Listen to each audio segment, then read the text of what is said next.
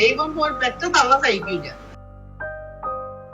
എൻ്റെ അമ്മയെ കൂട്ടി വെച്ച് പറയുന്നത് പെറ്റ തള്ള പോലും എന്നെ കണ്ടാൽ സഹിക്കില്ല. ഞാൻ അത്ര വൈരൂപ്യം നിറഞ്ഞിട്ടുള്ള ഒരാളാണ്.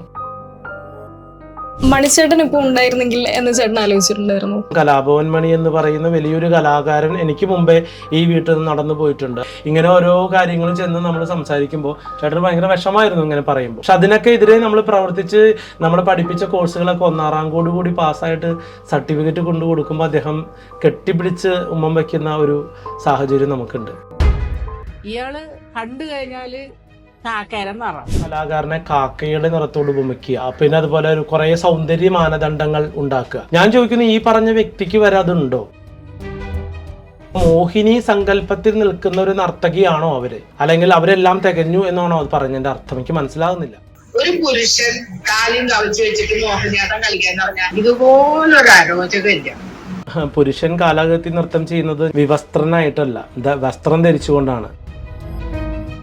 ഒരിക്കലും ഒരു കല പഠിക്കുന്ന ഒരു ഗുരു അല്ലെങ്കിൽ ഒരു അധ്യാപികയുടെ ഭാഗത്തു നിന്ന് ഉണ്ടാവാൻ പാടില്ലാത്ത ഒരു വാക്കുകളാണ്, നികൃഷ്ടമായ വാക്കുകളാണ് അവരുടെ വാക്കിൽ നിന്നും ഉണ്ടായിട്ടുള്ളത്. അവർ പറയുന്നത് ഇപ്പോൾ വളച്ചൊടിക്കുകയാണ്, അവരെൻ്റെ പേര് പറഞ്ഞിട്ടില്ല എന്നൊക്കെ പറയുന്നുണ്ട്. പക്ഷെ വളരെ വ്യക്തമായിട്ടുള്ള പറയുന്നത് ചാലക്കുടിയിലെ മോഹിനിയാട്ടം ചെയ്യുന്ന അധ്യാപകൻ എന്ന് പറയുന്നുണ്ട്. ഞാൻ ഈ ഒരു കാര്യത്തിൽ ജയിലിൽ പോകാൻ വരെ ഞാൻ തയ്യാറാണ്. അതുകൊണ്ട് തന്നെ കറുത്ത നിറമുള്ള ഒരു കുട്ടിക്ക് ഇവരുടെ വാക്കുകൾ കൊണ്ട് വേദി നിഷേധിക്കപ്പെടാൻ പാടില്ല.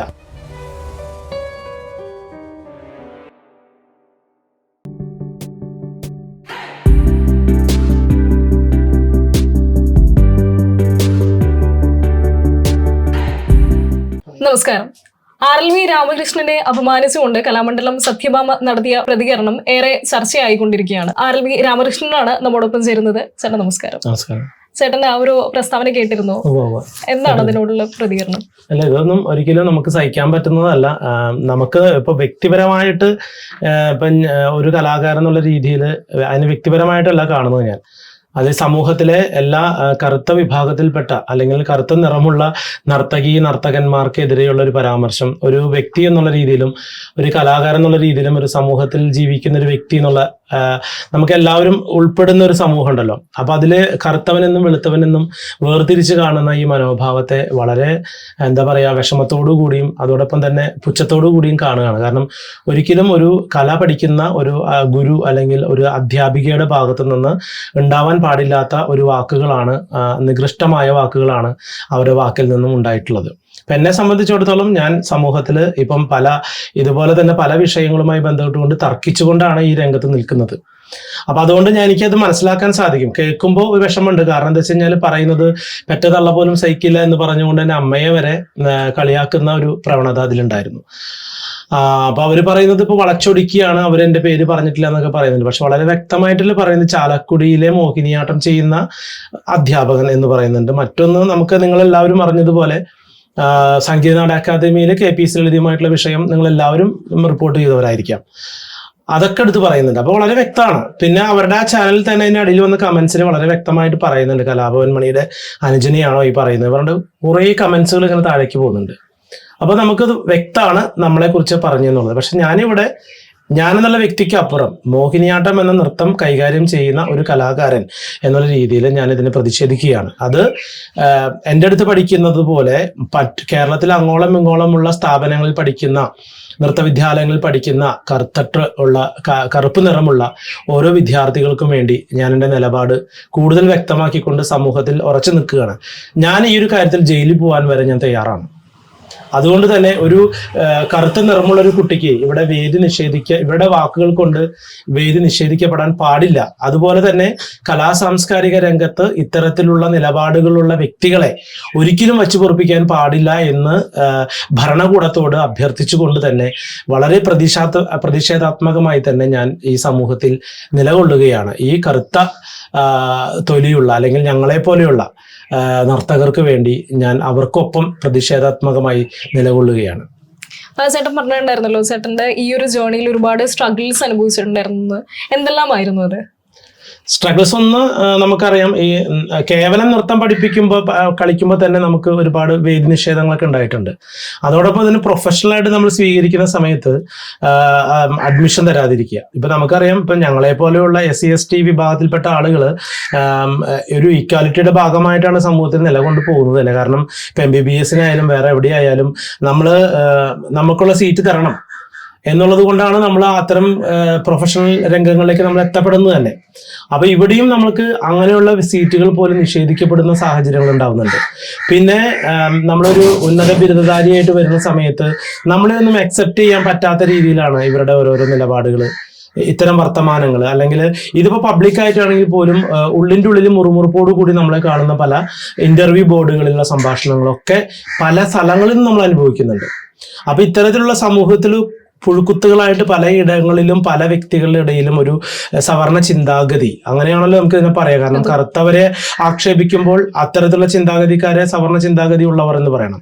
അപ്പൊ അങ്ങനെയുള്ള ഈ ചിന്താഗതിയുള്ള ആളുകൾ കേരളത്തിന്റെ സാംസ്കാരിക രംഗത്ത് ഇവർക്ക് എവിടെയെങ്കിലും ഇടം കൊടുക്കുകയാണെങ്കിൽ ഞങ്ങളെ പോലെയുള്ള കലാകാരന്മാർ ഭീകരമായ പ്രത്യാഘാതങ്ങൾ നേരിടേണ്ടി വരും. അപ്പൊ അതിന് ഈ ഒരു സംഭാഷണത്തിലൂടെ, ഈ ഒരു വാക്കുകളിലൂടെ എനിക്ക് തോന്നുന്നു കേരള സമൂഹം ഒന്നടങ്കം ഇതിനെതിരെ നിൽക്കുന്നുണ്ട് എന്നുള്ളതാണ് എനിക്ക് തോന്നിയിട്ടുള്ളത്. അപ്പൊ അതുപോലെ തന്നെ എല്ലാവരും ഇതിനെതിരെ നിൽക്കും, ഈ വാക്കുകളെ ധിക്കരിക്കുമെന്ന് തന്നെയാണ് എനിക്ക് പറയാനുള്ളത്. കാക്കിയുടെ നിറമുള്ളവർ മോഹിനിയാട്ടം കളിക്കാൻ പാടില്ല എന്നൊരു പരാമർശം നടത്തിയിട്ടുണ്ടായിരുന്നു. അതേക്കുറിച്ച് ചേട്ടനോട് എന്താണ് അഭിപ്രായം? അല്ല, അതൊക്കെ അവരുടെ ഒരു എന്താ പറയാ, ചിന്തിച്ച് പറയാൻ ത്രാണിയില്ലാത്ത ഒരു വ്യക്തിയുടെ അഭിപ്രായമായിട്ട് മാത്രമേ എനിക്ക് തോന്നുള്ളൂ. കാരണം ഒരു കലാകാരനെ കാക്കയുടെ നിറത്തോട് ഉപമിക്കുക, പിന്നെ അതുപോലെ ഒരു കുറെ സൗന്ദര്യ മാനദണ്ഡങ്ങൾ ഉണ്ടാക്കുക. ഞാൻ ചോദിക്കുന്നു, ഈ പറഞ്ഞ വ്യക്തിക്ക് വരെ അതുണ്ടോ? അത്തരത്തിലുള്ള മാനദണ്ഡം ഇപ്പൊ മോഹിനി സങ്കല്പത്തിൽ നിൽക്കുന്ന ഒരു നർത്തകിയാണോ അവര്?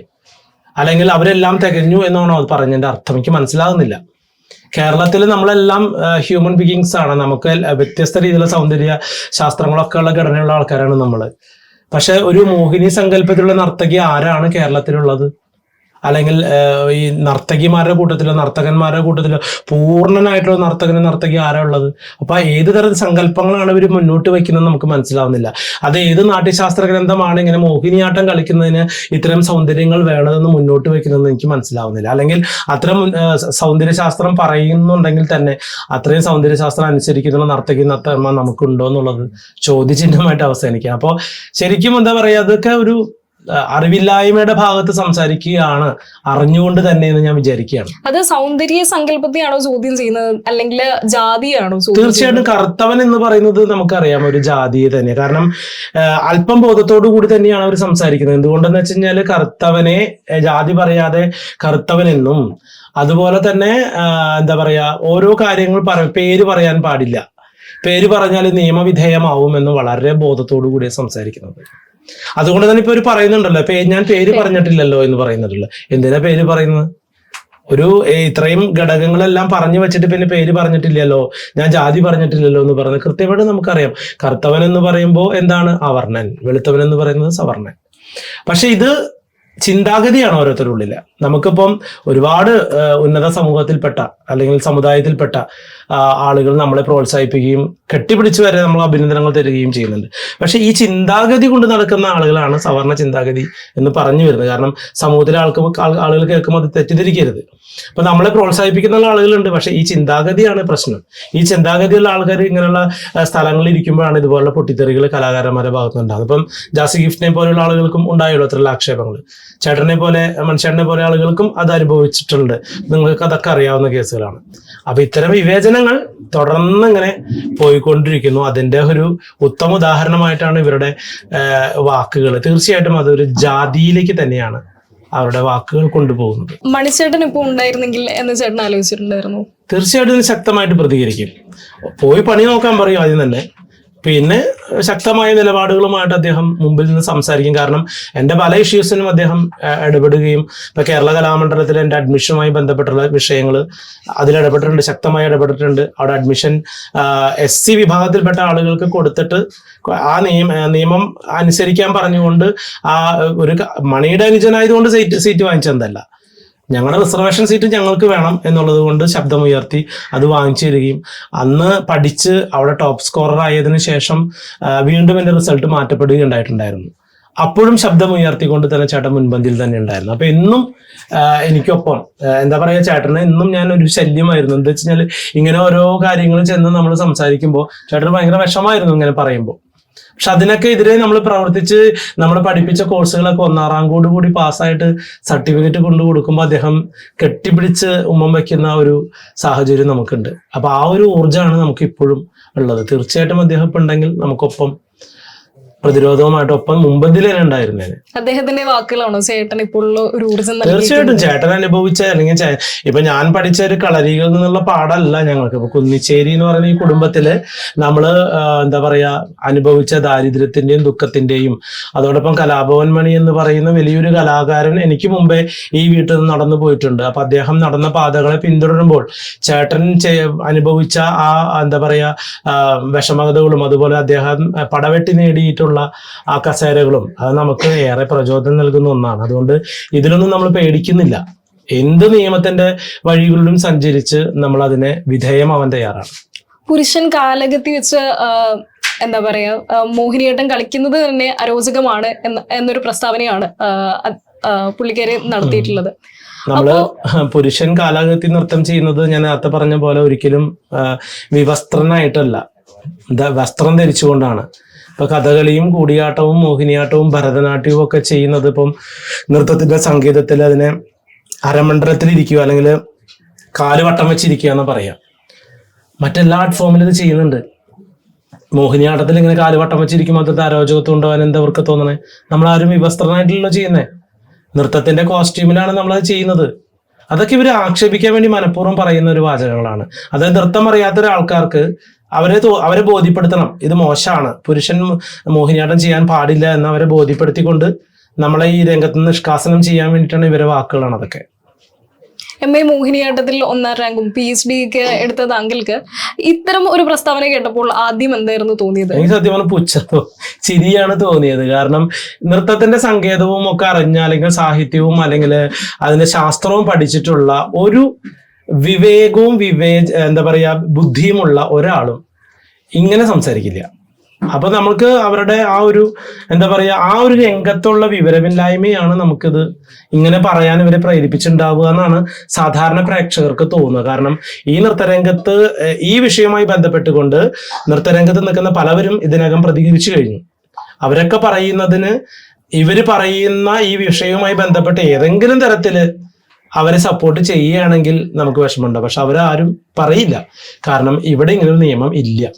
ഇപ്പൊ നേരത്തെ കലാമണ്ഡലത്തിലൂടെ വള്ളത്തോൾ പറയുന്നത് ഈ നൃത്തരൂപത്തിന് മോഹിനിയാട്ടം എന്നുള്ള പേര് ചേരില്ല. അദ്ദേഹം മുന്നോട്ട് വയ്ക്കുന്ന പേര് കൈരളി നൃത്തം എന്നാണ്. അങ്ങനെ ആ മോഹിനിയാട്ടത്തെ വളർത്തിക്കൊണ്ടുവന്നിട്ട് നാളിതുവരെ ഈ കേരള കലാമണ്ഡലം അധികൃതർ തന്നെ ഇതിന് മോഹിനിയാട്ടമായിട്ട് കാണാൻ തന്നെയാണ് അവർക്ക് ഇഷ്ടം. ഇനി വേണ്ട അവിടുത്തെ കലാമണ്ഡലം കളരിയില് ഇതുവരെയും നൃത്ത വിഭാഗത്തില് പുരുഷന്മാർക്ക് അല്ലെങ്കിൽ നർത്തകർക്ക് അഡ്മിഷൻ ഇല്ല, അധ്യാപകരില്ല, പുരുഷ അധ്യാപകരില്ല. ഇപ്പൊ ഈ അടുത്താണ് കഥകളിയിൽ സ്ത്രീകൾക്ക് അഡ്മിഷൻ കൊടുത്തിട്ടുള്ളത്. അപ്പൊ ഇത്രയും വിവേചനങ്ങൾ നമ്മുടെ ഇവിടെ നിലനിന്നിട്ടും ഈ ഒരു എന്താ പറയുക ഇത് പൊളിച്ചു മാറ്റാൻ നമുക്ക് പറ്റുന്നില്ല. നമ്മൾ വിദ്യാഭ്യാസപരമായിട്ടും സാംസ്കാരികപരമായിട്ടും വളരെ ഉന്നമനത്തിൽ എത്തി നിൽക്കുമ്പോഴും ഇവിടെ ചില സ്വാർത്ഥ താല്പര്യങ്ങൾക്ക് വേണ്ടിയിട്ട് ഇത്തരം കാര്യങ്ങൾ ഇവിടെ സമൂഹത്തിൽ ഉറച്ചു നിൽക്കുന്നുണ്ടെന്നുള്ളതാണ് വിരോധാഭാസം. ചേട്ടനപ്പോ നിയമപരമായിട്ട് നേരിട്ടിട്ടുണ്ടെങ്കിൽ ഇതിനെതിരെ പോരുതാൻ സാധിക്കുമെന്ന് തീർച്ചയായിട്ടും ഇത്ര നിയമപരമായിട്ട് നേരിട്ടുകൊണ്ടിരിക്കുകയാണ്. ഇപ്പൊ ഇവരുമായിട്ടുള്ള കേസുകൾ ഒരു 3 കേസ് എനിക്കെതിരെ കൊടുത്തു. അത് നമ്മൾ നിയമപരമായി നേരിട്ടുകൊണ്ടിരിക്കുകയാണ്. നമ്മളെ ശരിക്കും മാനസികമായിട്ട് പീഡിപ്പിച്ചുകൊണ്ടിരിക്കുകയാണ്. നമുക്കൊരു സാമ്പത്തികം ഇല്ലാത്ത ഒരാൾ ഈ കേവലമാവുന്ന കുട്ടികളെ നൃത്തം പഠിച്ചു കിട്ടുന്ന ഈ വരുമാനത്തിൽ നിന്നാണ് ഇവർ കൊടുക്കുന്ന ഓരോ കേസുകൾക്കും നമ്മൾ അത് നേരിടാണ്ട് പറ്റില്ലല്ലോ നിയമത്തിന്റെ. അപ്പൊ ആ നേരിട്ടുകൊണ്ടിരിക്കുകയാണ്. എന്തുകൊണ്ടായിരിക്കും ചേട്ടനോട് ഇത്രയും ഒരു ദേഷ്യം? അതറിയില്ല. എനിക്ക് ഇവരെ അങ്ങനെ ഒരുപാട് കണ്ടു പരിചയമില്ല. ആദ്യമായിട്ട് സംസാരിക്കുമ്പോൾ തന്നെ ഞാൻ നേരത്തെ പറഞ്ഞു ആ ഫോണിലൂടെ ഫസ്റ്റ് സംഭാഷണത്തിൽ തന്നെ നേരിട്ട് കാണാതെ ഫസ്റ്റ് സംഭാഷണത്തിൽ തന്നെ നമ്മളെ വളരെ മോശമായിട്ടാണ് സംസാരിച്ചത്. പിന്നീട് ഇവർക്ക് എന്താ അറിയില്ല, കലാമണ്ഡലത്തിൽ നിന്ന് പുറത്തുനിന്ന് ഒരു RLV-കാരൻ കലാമണ്ഡലത്തിൽ വന്ന് നൃത്തം പഠിച്ചതോ അല്ലെങ്കിൽ PhD ചെയ്തത് കൊണ്ടോ ഈ പറഞ്ഞ പോലെ മോഹിനിയാട്ട രംഗത്ത് നമ്മൾ വേറിട്ടൊരു പേരായിട്ട് മാറുന്നു എന്നുള്ളൊരു ഇതുകൊണ്ടോ ആണോ എന്ന് എനിക്ക് അറിയില്ല. അല്ലെങ്കിൽ പിന്നെ ഇങ്ങനെ ആക്ഷേപം ഉന്നയിക്കില്ലല്ലോ. മോഹിനിയാട്ടത്തില് പുരുഷന്മാര്, കേരളത്തിൽ നൃത്തം ചെയ്യുന്ന പുരുഷന്മാര് തുലം കുറവാണ്. കേവലം വിരലെണ്ണാവുന്നവർ മാത്രമേ ഉള്ളൂ. അതില് ക്വാളിഫൈഡ് ആയിട്ടുള്ള ഒരാൾ തന്നെയാണ് ഞാൻ. PhD നേടി ഉന്നത വിദ്യാഭ്യാസം പൂർത്തിയാക്കിയുള്ള ഒരാളാണ് ഞാൻ. അപ്പൊ തീർച്ചയായിട്ടും ഈ ഒരു വിഷയമായിട്ട് സംസാരിക്കുമ്പോൾ എനിക്ക് ഇടപെടാനുള്ള സ്വാതന്ത്ര്യമുണ്ട്. ഒരു മനുഷ്യജീവി, ഒരു സമൂഹ ജീവി എന്നുള്ള രീതിയിൽ എനിക്ക് ഇടപെടാൻ സാധിക്കും. അതിലെന്റെ പേര് പറഞ്ഞിട്ടോ പറയാതെയോ ആയാലും എനിക്ക് ഇടപെടാൻ സാധിക്കും. അപ്പൊ എനിക്ക് തോന്നുന്നത് ഈ നൃത്തരംഗത്ത് എനിക്ക് കിട്ടുന്ന അംഗീകാരങ്ങളും മറ്റും അവർക്ക് വേറെ എന്തെങ്കിലും രീതിയിൽ തോന്നുന്നുണ്ടാവും. അതുകൊണ്ടായിരിക്കാം അവരിങ്ങനെ എന്നെ ആക്ഷേപിക്കുന്നത്. മോഹിനിയാട്ട രംഗത്ത് ചേട്ടൻ എത്ര കാലമായി? എന്താ പറയുക, കുട്ടിക്കാലം മുതലേ നൃത്തം പഠിക്കുന്നുണ്ട്. 10 വയസ്സ് മുതലേ ഞാൻ നൃത്തം പഠിക്കുന്നുണ്ട്. അതിന്റെ പ്രാഥമിക വിദ്യാഭ്യാസം എനിക്ക് തോന്നുന്നു 15 വയസ്സിൽ, നമ്മളെ 16 വയസ്സോട് കൂടി SSLC കഴിഞ്ഞു. പ്രീ ഡിഗ്രി കഴിഞ്ഞതിന് ശേഷം ഏകദേശം 17 വയസ്സോട് കൂടി ഞാൻ മോഹിനിയാട്ട രംഗവുമായിട്ട് ഞാൻ പ്രവർത്തിച്ചു കൊണ്ടിരിക്കുകയാണ്. 17 വയസ്സ് മുതൽ പഠിക്കുകയും പ്രവർത്തിക്കുകയും പെർഫോമൻസ് ചെയ്യും. ഇപ്പൊ എനിക്ക് 49 വയസ്സായി. അപ്പൊ ഇത്രയും കാലഘട്ടത്തിൽ ഞാൻ മോഹിനിയാട്ടവുമായി ബന്ധപ്പെട്ട് നിൽക്കുന്നു. ഇപ്പൊ ഈ സമയത്ത് ഞാൻ എവിടെ എത്തി നിൽക്കുന്നു എന്നുള്ളൊരു ചോദ്യം, എന്താ പറയാ, ഞാൻ എവിടെ എത്തിയിട്ടില്ല എന്നുള്ളത് തന്നെയാണ് എനിക്ക് തോന്നിയിട്ടുള്ളത്. അതിനിടയ്ക്കാണ് ഇത്തരത്തിലുള്ള ഫൈറ്റിങ്സ് നമുക്ക് ചെയ്യേണ്ടി വരുന്നത്. എവിടെ എത്താത്ത ഒരാൾക്കാണ് ഇത്രയും അനുഭവം എന്ന് വെച്ച് കഴിഞ്ഞാൽ എവിടെയെങ്കിലും എത്തിയിട്ടുള്ള ആൾക്ക് എന്തായിരിക്കും അവസ്ഥ? കാരണം ഇവിടെ എത്താനുള്ള ഒരാൾ ഞാൻ തന്നെ ആയിരിക്കാം. കാരണം ഇത്രയും വിദ്യാഭ്യാസം പൂർത്തിയാക്കിക്കൊണ്ടിപ്പം ഇങ്ങനെ എത്തി നിൽക്കുന്നത് ഞാൻ മാത്രമേ ഉള്ളൂ, ഒരു പുരുഷ നർത്തകൻ എന്നുള്ള രീതിയിൽ.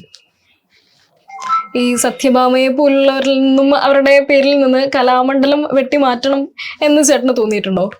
അല്ല, ഒരു എന്താ പറയാ, നമ്മളൊക്കെ ആഗ്രഹിക്കുന്ന ഇപ്പൊ നൃത്തം പഠിക്കുന്ന ഏതൊരു കുഞ്ഞും ആഗ്രഹിക്കുന്ന ഡെസിഗ്നേഷനാണ് കലാമണ്ഡലവും കലാക്ഷേത്രവും അല്ലെങ്കിൽ RLV എന്നുള്ളൊരു പേരൊക്കെ. ഞാനൊക്കെ ഒരുപാട് ആഗ്രഹിച്ചിട്ടുണ്ട്. പക്ഷെ എൻ്റെ കുട്ടിക്കാലത്ത് എനിക്ക് കലാമണ്ഡലത്തിൽ പോയി പഠിക്കാൻ പറ്റാത്തത് കൊണ്ടാണ് നമ്മൾ ഏറ്റവും അടുത്ത സ്ഥാപനത്തിലൊക്കെ നമ്മൾ പോയി പഠിക്കുന്നത്. അപ്പൊ ആ ഒരു പേരിനെ നമ്മുടെ പേരുമായി കൂട്ടിച്ചേർത്ത് സംസാരിക്കുമ്പോൾ, ഒരു സമൂഹത്തിൽ കലാമണ്ഡലം എന്ന പേര് വച്ചുകൊണ്ട് ഒരാൾ സംസാരിക്കുമ്പോൾ ആ ഒരു സ്ഥാപനത്തെ കൂടി കണ്ടുകൊണ്ട് വേണം സംസാരിക്കാനായിട്ട്. അതുകൊണ്ട് അവരാണ് സ്വയം ചിന്തിക്കേണ്ടത്. ഞാൻ ഈ പേര് വെക്കുമ്പോൾ ഞാൻ എത്രമാത്രം സമൂഹത്തിൽ ബോധവാന്മാരായിട്ട് സംസാരിക്കണം എന്നുള്ളത്. ഞാൻ RLV എന്ന് പറഞ്ഞുകൊണ്ട് സംസാരിക്കുമ്പോൾ, ഒരു പൊതുസമൂഹത്തോട് സംസാരിക്കുമ്പോൾ ഞാൻ ആ ബോധ്യത്തോടു കൂടി വേണം ഞാൻ സംസാരിക്കാൻ. അപ്പൊ ആ സംസ്കാര ബോധം ഉണ്ടാവേണ്ടത് അവർക്കാണ്. ഇത്തരമുള്ള പ്രതിഷേധങ്ങൾ അല്ലെങ്കിൽ ഇത്തരമുള്ള പ്രസ്താവനകൾ വരുമ്പോൾ ചേട്ടന്റെ ഫാമിലി എങ്ങനെയാണ് പ്രതികരിക്കുന്നത്? ഇപ്പോൾ ഈ ഒരു പ്രസ്താവനയിൽ ഇതിപ്പോ സഹോദരിമാര് വന്നുകൊണ്ടിരിക്കുകയാണ് ഓരോരുത്തർ പല സ്ഥലങ്ങളിൽ നിന്ന്. കാരണം ഇവരുടെ ആ ഒരു ഇത് കേട്ടിട്ട് ഇപ്പം എൻ്റെ കൂടപ്പറപ്പുകൾക്ക് മാത്രമല്ല, എന്നെ സ്നേഹിക്കുന്ന ഓരോരുത്തരും എന്നെ ആദ്യം വിളിച്ചു പറഞ്ഞ ആള് പറയുന്നത് കേട്ടിട്ട് സഹിക്കണില്ല, തരിപ്പ് കയറി വരുന്നു, നീ എന്താ മിണ്ടാതിരിക്കണേന്ന് ചോദിച്ചിട്ടാണ് ഓരോരുത്തർ വിളിക്കുന്നത്. കാരണം എന്നെ അറിയുന്ന, ഞാനെന്ന വ്യക്തി അടുത്തറിയുന്ന ഓരോരുത്തർക്കും എന്നെ അറിയാം നന്നായിട്ട്. അപ്പൊ അതുകൊണ്ട് തന്നെ എൻ്റെ കൂടപ്പറപ്പുകളെ പോലെ തന്നെ അവർക്കും ആ ഒരു ചോരത്തിളപ്പ് ഉണ്ടാവുന്നുണ്ട്. പിന്നെ ഇവിടെ പറയുന്ന എൻ്റെ അമ്മയെ കൂട്ടി വെച്ച് പറയുന്നുണ്ട്, പെറ്റ തള്ള പോലും എന്നെ കണ്ടാൽ സഹിക്കില്ല. ഞാൻ അത്ര വൈരൂപ്യം നിറഞ്ഞിട്ടുള്ള ഒരാളാണോ? അല്ലെങ്കിൽ അവര് ആരെ കുറിച്ച് പറഞ്ഞാലും അങ്ങനെ വൈരൂപ്യമുള്ള ഒരാളെ ആണെങ്കിൽ നമ്മൾ അവരെ കൊണ്ടുവരല്ലേ വേണ്ട. ഇന്നത്തെ സമൂഹത്തിൽ എന്താ പറയാ, നമുക്കറിയാം ഓരോ എന്താ പറയാ അംഗപരിമിതരായിട്ടുള്ള ആളുകളെ വരെ നമ്മൾ പ്രൊട്ടക്ട് ചെയ്യുകയും അവരെ മുന്നോട്ടിലേക്ക് കൊണ്ടുവരികയും ചെയ്യുന്ന ഒരു സാഹചര്യമാണ്. ഇപ്പം എന്താ പറയാ, പല അസുഖങ്ങളുള്ള ആളുകളും അംഗവിരൂപരായിട്ടുള്ള ആൾക്കാരെ ഫാഷൻ ഡിസൈൻ രംഗത്ത് വരെ മോഡലായിട്ട് വരുന്ന സാഹചര്യമുള്ളത്. അവിടെ ഒരു സൗന്ദര്യ സങ്കല്പം പൊളിച്ചു മാറ്റിക്കൊണ്ട് ഇന്ന് അവരൊക്കെ രംഗത്തേക്ക് വരികയാണ്. അങ്ങനെയുള്ള കാലഘട്ടത്തിലാണ് ഇവർ ഈ ഒരു എന്താ പറയുക വാക്കുകളുമായിട്ട് ആൾക്കാരെ നോവിക്കുന്നത്. തീർച്ചയായിട്ടും എൻ്റെ സഹോദരിമാർക്കടക്കമുള്ള ആളുകൾക്ക് വളരെ വേദനയുണ്ട്.